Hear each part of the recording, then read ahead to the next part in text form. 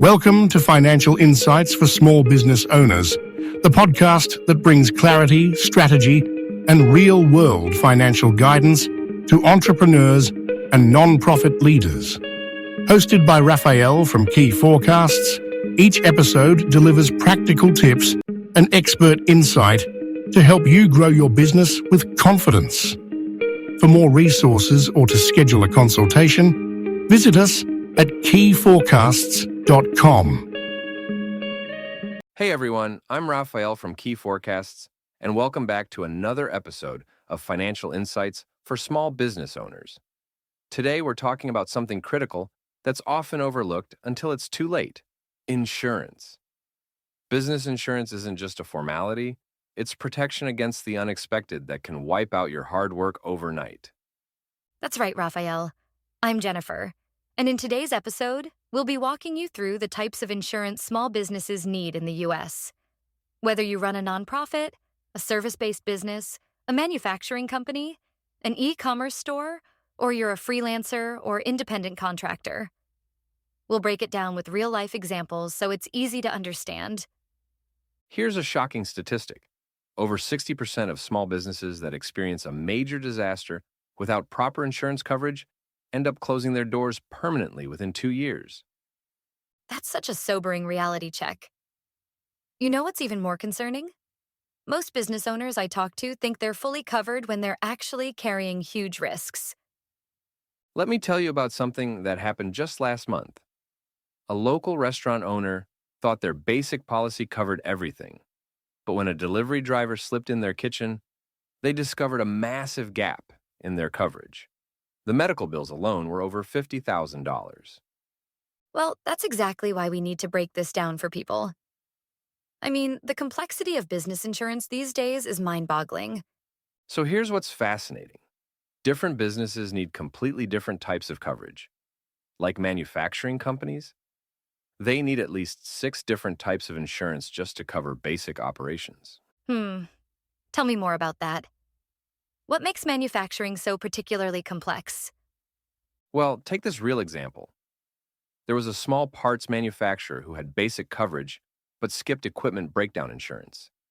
When their main production line failed, they lost $200,000 in just 3 weeks of downtime. But here's the kicker. That coverage would have only cost them about $3,000 per year. Oh my goodness, that's like choosing not to spend $3 to protect $200. The math just doesn't make sense. And you know what's even more interesting? The risks keep evolving. Like cyber liability, 10 years ago, it was barely on anyone's radar.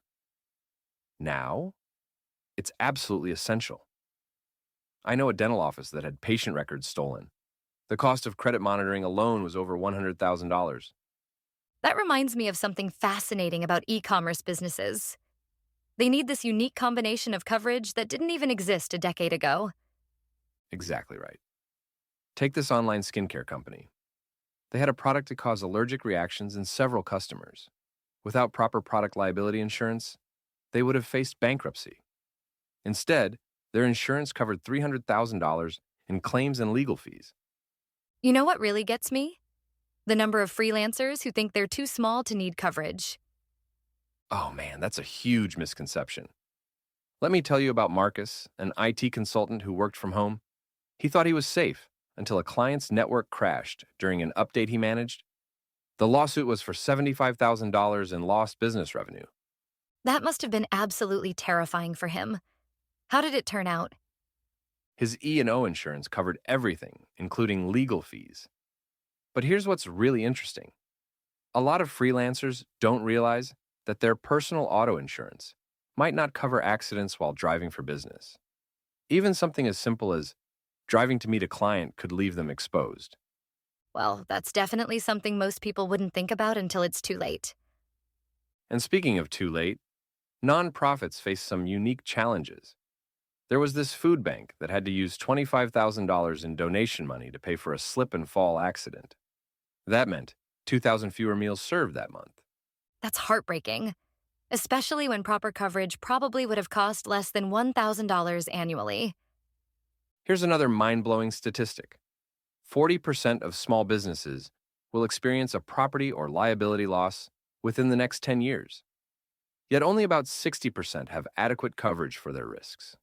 So, what would you say is the most important first step for business owners? Start by mapping out every single risk your business faces. Then, and this is crucial, think about the domino effect. It's not just about the initial incident, it's about the ripple effects.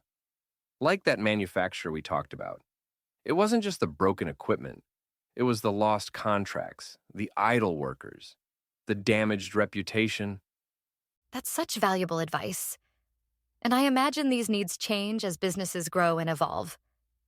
Absolutely right. Insurance needs should be reviewed at least annually, or whenever there's a significant change in operations. And here's my final thought. Insurance isn't an expense. It's an investment in your business's survival. The average cost of a small business liability claim is $75,000. That's enough to sink many small businesses without proper coverage. Well, that really puts things in perspective. The cost of insurance versus the cost of not having it when you need it. Remember, folks, hope for the best, but prepare for the worst. Your business's future might depend on it. Thanks for listening to Financial Insights for Small Business Owners. For more tips and tools, visit keyforecasts.com and don't forget to subscribe and share.